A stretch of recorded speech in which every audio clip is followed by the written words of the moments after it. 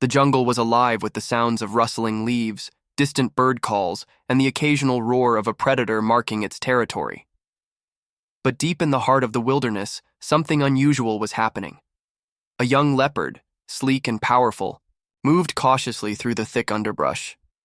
Its golden fur, once pristine, was now covered in dirt and scratches. There was something wrong, something terribly wrong. The leopard twitched its ears and flicked its tail in frustration. A low, painful growl rumbled from its throat.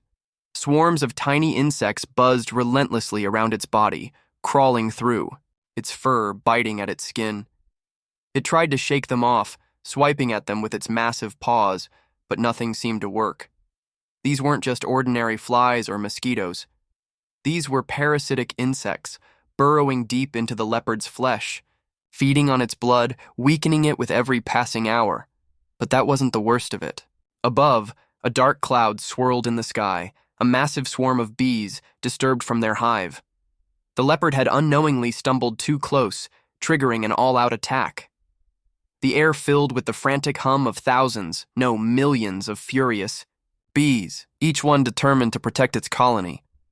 The leopard roared in agony as the first stings pierced its skin, then another, and another. It tried to run, but the jungle felt like a never-ending maze, and the relentless swarm followed like a dark shadow, attacking every inch of exposed flesh. Miles away, a rescue team had just received an urgent call. Reports of a distressed animal, possibly injured, possibly trapped, had come in from a local villager who had heard terrifying roars echoing through the jungle. The team, made up of experienced wildlife rescuers, quickly gathered their gear. They had seen many rescues before, trapped leopards, injured elephants, lost cubs, but something about this case felt different. The urgency in the caller's voice, the way he described the haunting cries, it sent a shiver down their spines. Time was running out. The jungle was vast, the leopard was alone, and every second that passed meant more pain, more suffering. The team knew they had to move, fast, but what they didn't know was just how dangerous this mission would be. The rescue team sped through the dense jungle, their vehicle bouncing over uneven terrain as they followed the faint roars echoing in the distance. Every second mattered. Inside the truck, the team exchanged tense glances, mentally preparing for what lay ahead. They had rescued big cats before, but something about this call felt different.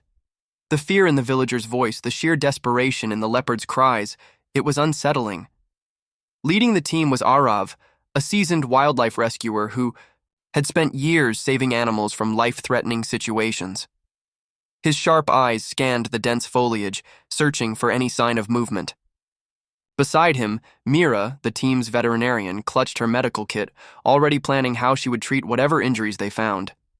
In the back, Raj and Dev checked their tranquilizer rifles, making sure they were ready in case the leopard needed sedation. As they neared the reported location, the jungle grew eerily silent. The usual chatter of birds and rustling leaves had been replaced by an unnatural stillness. It was as if the entire forest was holding its breath. Then a low, agonized growl broke through the silence. The team stopped in their tracks, hearts pounding.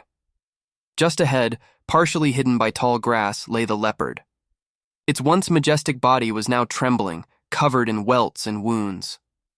The golden fur was streaked with blood and dirt, and its eyes, once sharp and fierce, were dull with pain. A thick cloud of insects still swarmed around it, feasting on its wounds, while a few stray bees buzzed angrily nearby. The animal barely had the strength to lift its head. Mira's breath caught in her throat. She had seen many injured animals, but this was different. "We have to act fast," she whispered, pulling out a syringe filled with a mild sedative. But just as she stepped forward, the leopard let out a weak yet warning growl. Even in its weakened state, it was still a wild predator, driven by instinct.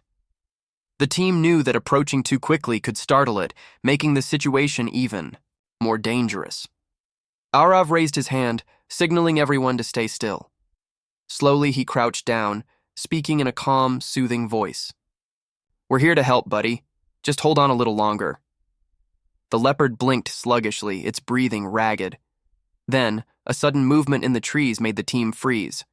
From the shadows, a pair of glowing eyes watched them. Another leopard. A second one, hidden in the undergrowth, its muscles tensed, ready to strike. Raj's grip tightened on his tranquilizer gun. "There's another one," he murmured. "Maybe a mate or a rival." Arav didn't move.